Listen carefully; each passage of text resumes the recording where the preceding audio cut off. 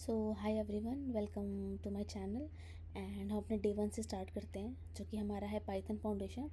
जिसने मेरी वीडियो 1 नहीं देखी है, वीडियो डे 0 नहीं देखा है, जो कि था कि हम मैनुअल से एसजेट स्विच की प्रिपरेशन कर रहे हैं, आप वीडियो जाके देख सकते हो। एंड चलिए डे 1 से शुरू करते हैं। पाइथन फाउंडेशन क्या है, बेसिक समझते हैं।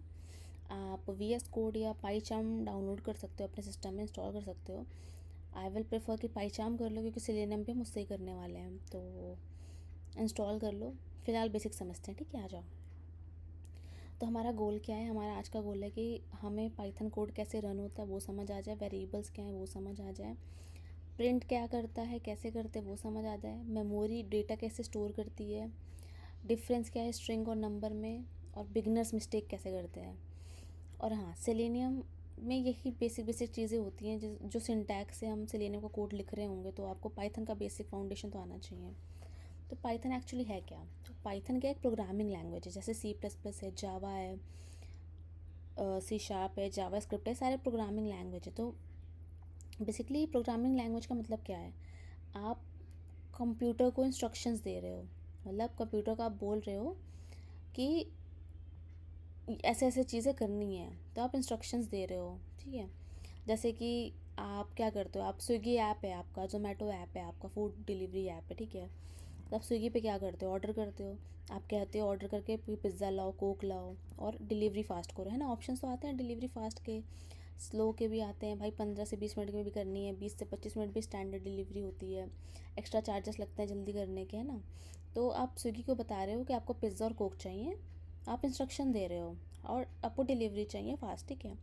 तो वैसे ही पाइथन है, आप इंस्ट्रक्शंस देते हो और वो आपको आउटपुट देता है। आपने स्विगी पे ऑर्डर किया पिज़्ज़ा वगैरह, आपने इंस्ट्रक्शंस दिए, आपके पास क्या आ गया, पिज़्ज़ा आ गया, है ना। आपने जो दिया आपके पास आपने इनपुट दिया, पिज़्ज़ा मुझे चाहिए, आपने बोला, और आपके डिलीवरी के बाद आपके हाथ में पिज़्ज़ा आ गया, आउटपुट मिल गया आपको, ठीक है।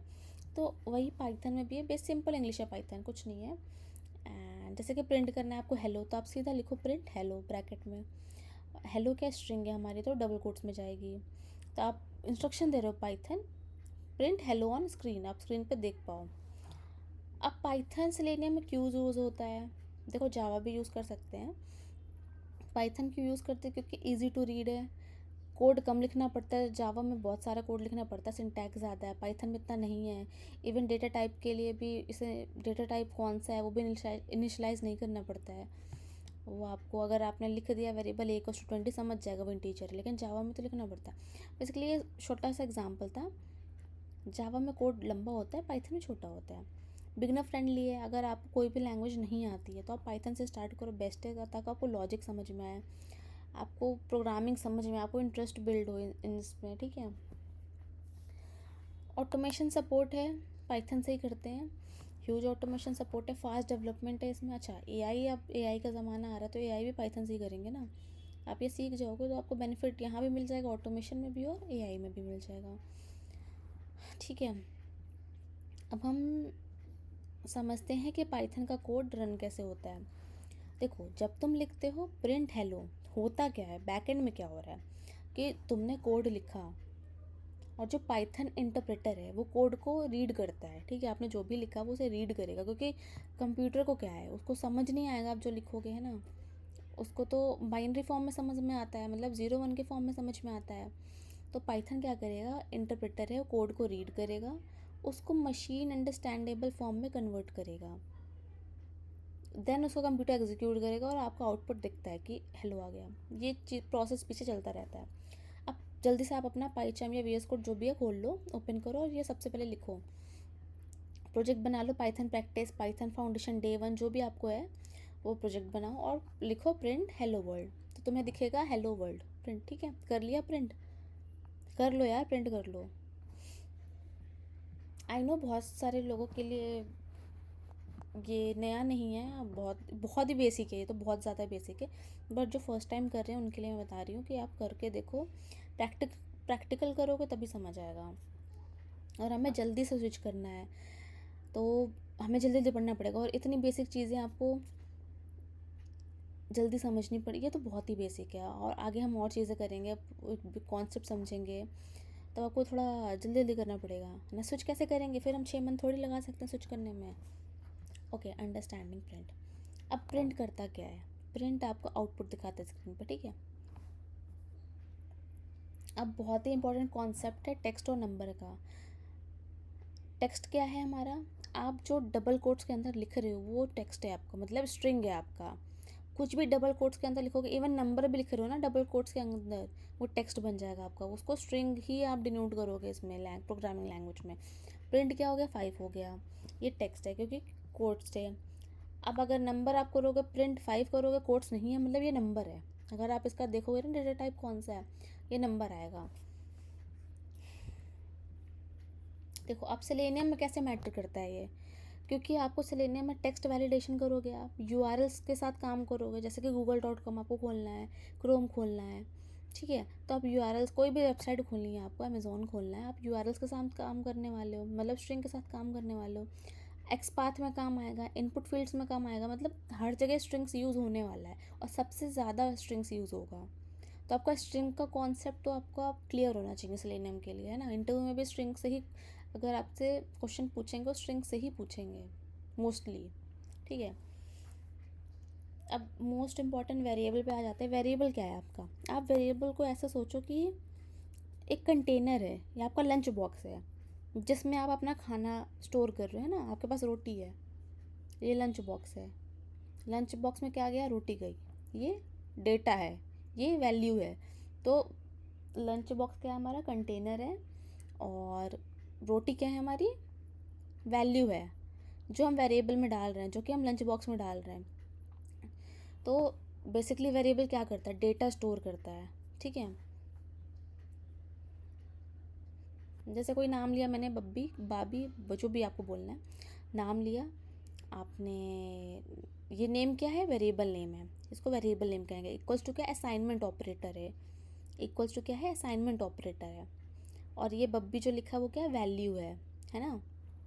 तो आपने कहा कि आपको बब्बी नेम के अंदर स्टोर करनी है। तो इंटरनली क्या हो रहा है? वेरिएबल नेम क्या? नेम है। स्टोर्ड वैल्यू क्या? बब्बी है। तो नेम में क्या स्टोर हो रहा है? बब्बी स्टोर हो रहा है, राइट। अब वेरिएबल प्रिंट कर दो आप। नेम में क्या था? ये था, प्रिंट कर दिया नेम। नेम में जो होगा वो प्रिंट होगा। नेम के अंदर क्या था? बब्बी था, तो वही प्रिंट होगा। नेम प्रिंट हो गया मेरा, ठीक है। अब देखो, आपने अगर नेम लिखा होता बिना डबल कोट्स के तो नेम के अंदर जो होता बब्बी वो प्रिंट होता। लेकिन आपने क्या कर दिया? प्रिंट के अंदर डबल कोट्स लगा दिया, मतलब आपने जो भी टेक्स्ट लिखा है उसमें डबल कोट्स लगा दिया है। तो वो एज अ स्ट्रिंग ट्रीट होगा, मतलब वो खुद वो वेरिएबल ट्रीट नहीं होगा, वो अब टेक्स्ट ट्रीट हो रहा है, एज अ स्ट्रिंग ट्रीट हो रहा है। तो फिर वो खुद ही प्रिंट हो गया नेम, ओके। अब आप प्रिंट विदाउट डबल कोट्स करोगे तो क्या प्रिंट हो जाएगा? आपका जो भी वेरिएबल नेम में वैल्यू डेटा स्टोर थी वो प्रिंट हो जाएगी, ठीक है।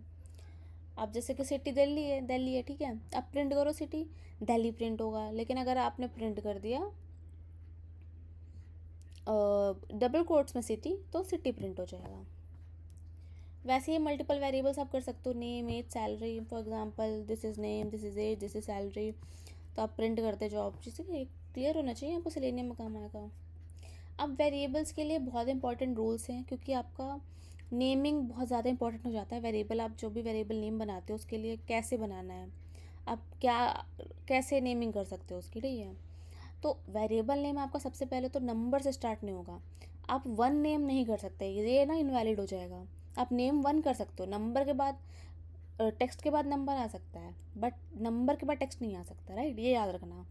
दूसरा, आपको स्पेस नहीं होना चाहिए। अगर आप माई नेम है, बीच में स्पेस आ रहा है, मतलब ये 2 अलग वेरिएबल हो गए, 2 अलग टेक्स्ट हो गए, है ना, वो गलत है।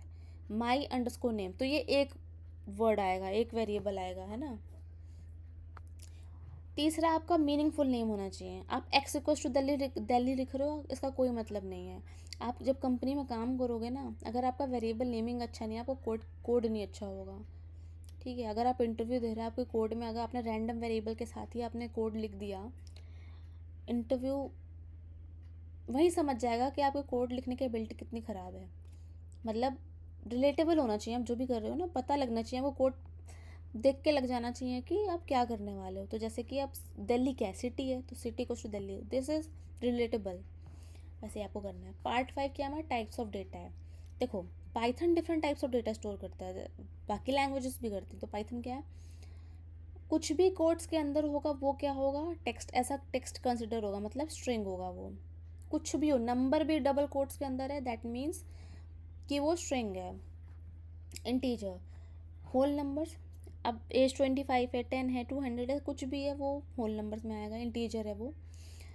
नेगेटिव में भी पॉजिटिव में भी। फ्लोट में क्या है, आपका डेसिमल नंबर होता है, जैसे कि प्राइस है आपका 99.5, मतलब ये फ्लोट नंबर है। बूलियन आपका ट्रू फॉल्स होता है, जो कि बहुत यूज़ होता है सेलेनियम में, ठीक है, याद रखना। अब आपका टाइप, इससे आपको पता चलेगा कि आपका कौन सा डेटा टाइप है। जैसे कि आपने नेम दिया, कुछ भी दिया, ABC दे दिया, या बब्बी है, जैसे बब्बी है, ABC कुछ भी है, तो आपने लिखा प्रिंट टाइप, टाइप जानना है ना आपको, टाइप, और उसके अंदर वेरिएबल का नाम, टाइप के अंदर वेरिएबल का नाम, तो आपको पता चल जाएगा कि उसका डेटा टाइप क्या है। तो इसने बताया ना स्ट्रिंग है, यहीं पर अगर नंबर होता 1 2 3, आप टाइप वेरिएबल का नाम देते तो वो बताता कि इंटीजर है, ठीक है। आप ऐसे टाइप पता कर सकते हो, डेटा टाइप अगर आपको पता करना है। तो आप ये सारे जो आपको स्क्रीन पे दिख रहे हैं आप ट्राई कर सकते हो, ठीक है। तो अब टाइप मैटर क्यों करता है सेलेनियम में, देखो ऑटोमेशन के बहुत सारे बग आते हैं। अगर आप जैसे कि डेटा टाइप सही नहीं है आपको, तो बहुत सारे बग आ सकते हैं, जैसे कि आप 5 कोड या डबल कोड्स के अंदर 5 है, मतलब स्ट्रिंग है ना, लेकिन आपको नंबर चाहिए था, है ना, तो फेल हो जाएगा। तो डेटा टाइप बहुत मैटर करता है, so keep in mind. Now let's come to the taking input from user. आपको यूज़र से इनपुट लेना है, ठीक है।